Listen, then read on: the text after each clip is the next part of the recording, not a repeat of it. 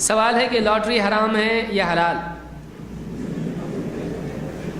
اسے خریدنا چاہیے یا نہیں، اور جتنا جیتا ہوا پیسہ حرام ہے یا حلال؟ تین سوال ہیں۔ ایک، لاٹری حلال ہے کہ حرام؟ اللہ نے فرمایا کہ یسألونک عن الخمر والمیسر قل فیہما اثم کبیر ومنافع للناس واثمہما اکبر من نفعہما۔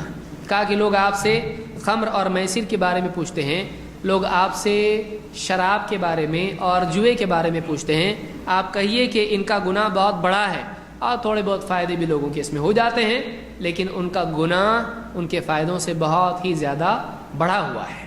تو معلوم ہوا کہ اس میں کیا ہے؟ گناہ ہے، اور جس چیز میں گناہ ہو وہ جائز ہوتا ہے، ورنہ آپ کو بولنا پڑے گا گناہ جائز ہے نا، کیا ہوتا ہے اس سے؟ بول سکتے ہیں جو چیز گناہ ہے وہ جائز نہیں ہے۔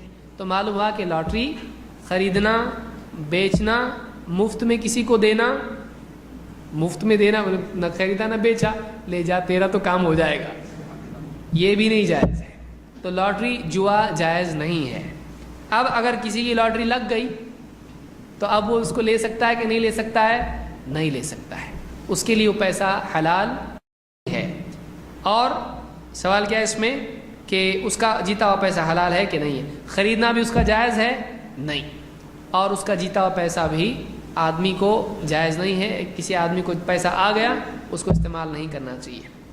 اس سلسلے میں سود کے بارے میں علماء نے ایک بات یہ کہی، ابن تیمیہ رحمۃ اللہ علیہ مستقل رسالے میں ذکر کیا سوال کے جواب میں، کہ اگر کوئی آدمی اس کو معلوم نہیں تھا کہ سود حرام ہے یا جوا وغیرہ حرام ہے، تو اب ایسی صورت میں ایک آدمی نے پہلے کما لیا، اب بعد میں جا کے اس کو معلوم پڑا کہ یہ تو حرام ہے اسلام میں، جیسے کوئی غیر مسلم اسلام میں داخل ہوا یا کوئی مسلمان بے دینی کی زندگی گزار رہا تھا، بعد میں جا کے اس کو معلوم پڑا، تو ایسی صورت میں اس کا جو کمایا ہوا مال تھا اب کیا اس کو چھوڑ دینا یا اس کو رکھنا؟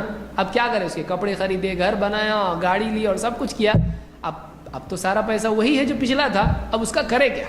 چھوڑ دیں، گھر پہ نکلے، گھر سے باہر نکلے بیوی بچوں کو لے کے، کیا کرے؟ تو اس سلسلے میں قرآن کی آیت سے علماء نے استدلال کیا ہے، فَمَنْ جَاءَهُ مَوْعِظَةٌ مِّن رَبِّهِ فَانْتَهَىٰ فَلَهُ مَا سَلَفَ، کہ جس کے پاس اس کے رب کی طرف سے نصیحت آ گئی اور فَمَنْ جَاءَهُ مَوْعِظَةٌ مِّن رَبِّهِ فَانْتَهَىٰ، وہ رک گیا، فَلَهُ مَا سَلَفَ، جو پہلے اس نے کما لیا تھا وہ اس کا ہے، جو پہلے اس نے کما لیا تھا وہ اس کا ہے۔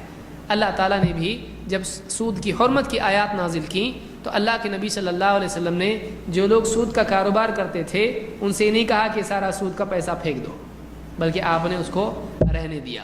تو اس اعتبار سے اگر کوئی آدمی اس نے پہلے کما لیا ہے، اب اس میں دو صورتیں ہیں۔ شیخ بن باز کہتے ہیں کہ اگر اس کے پاس بہت پیسہ ہے اور وہ دے سکتا ہے تو اس کی واقعی ضرورت جتنی ہے اس کے علاوہ اگر وہ دے سکتا ہے تو دے دے، لیکن اگر واقعی اس کے پاس کچھ بھی نہیں ہے، تھوڑا بہت ہے، تو ایسا آدمی وہ پیسہ رکھ سکتا ہے، اس کے لیے دینا لازم نہیں ہے۔